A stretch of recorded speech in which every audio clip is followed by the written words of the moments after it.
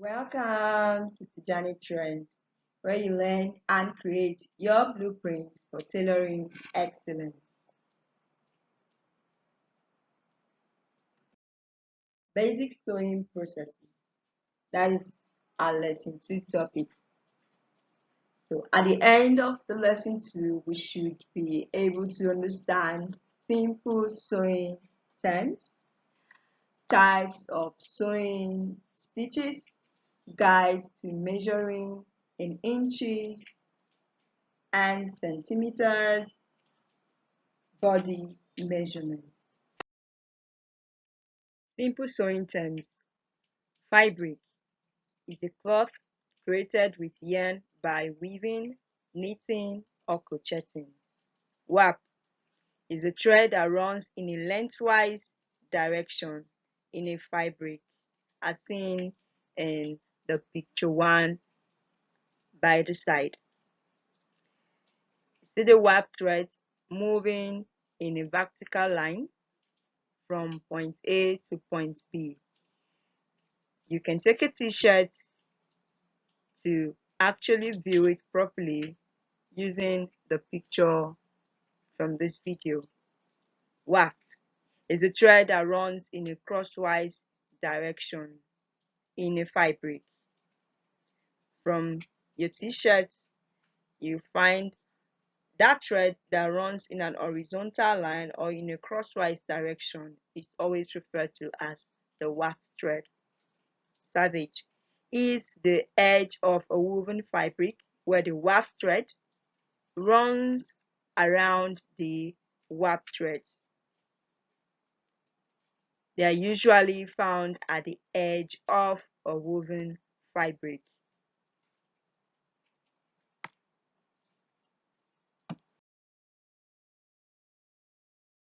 Stitching. Stitching is the process of passing threaded needle and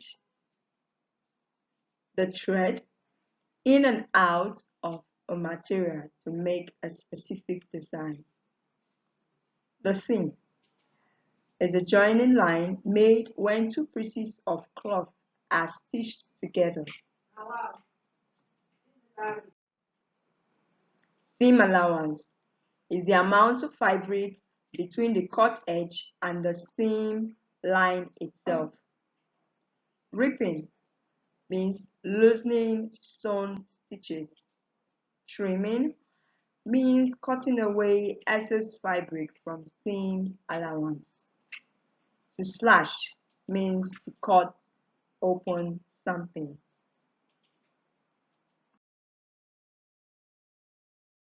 Types of sewing stitches. We have the temporary stitches, the permanent stitches, the decorative stitches, and the seam. The temporary stitches is a type of stitching that involves holding two or more fabric together for a short term. Examples of temporary stitches include tacking, and the tacking could be even, it could be uneven, it could be diagonal basting.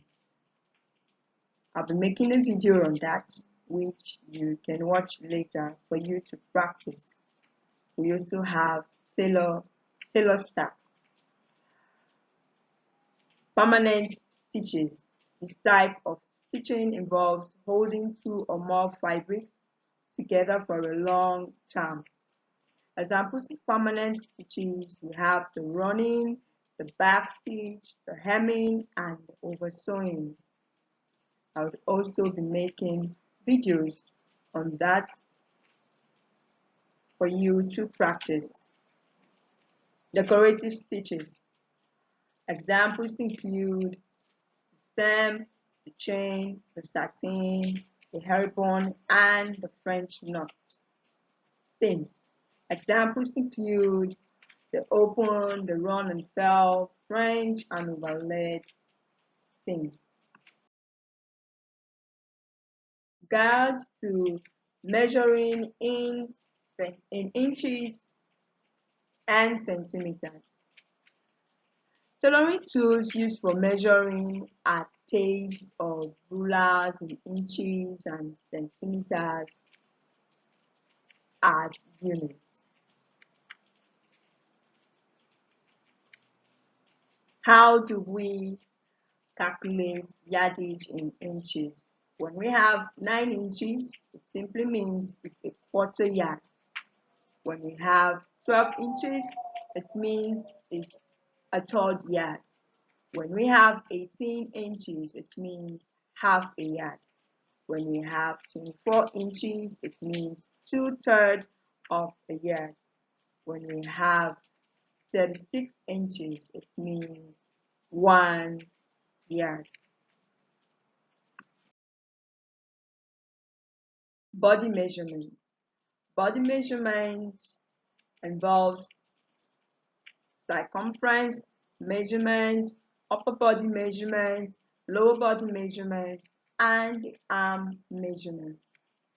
In the circumference measurement, it is when a tape rule goes round your body part to measure your personal feet. It could be a model, it could be your personal feet, or a mannequin form. Examples are your bust, your waist, your abdomen, your hip. Upper body measurement, this is when the tailor measures the upper bodies. Example, when you're measuring a full length of a top, across the shoulder measurement, when you're measuring the bust depth, and the dart placement. All these will be seen in videos to be pasted on the YouTube channel. Lower body measurement. This when the tailor measures the lower bodies. Examples, we have the hip depth of a skirt or pants. We have waist to knee measurement. We have the upper thigh. We have the knee, the calf, the ankle, crotch length, and when you also measure from your waist, the floor, or the ankle.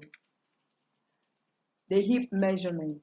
These measurements include the elbow length, the shoulder tape to wrist bone, the wrist circumference, around the hand, and calf height. So that is all on body measurement. So what I want you to do in your free time during the weekend, take a shirt or knitted fabric, you observe the weft and the service as explained in the in this video.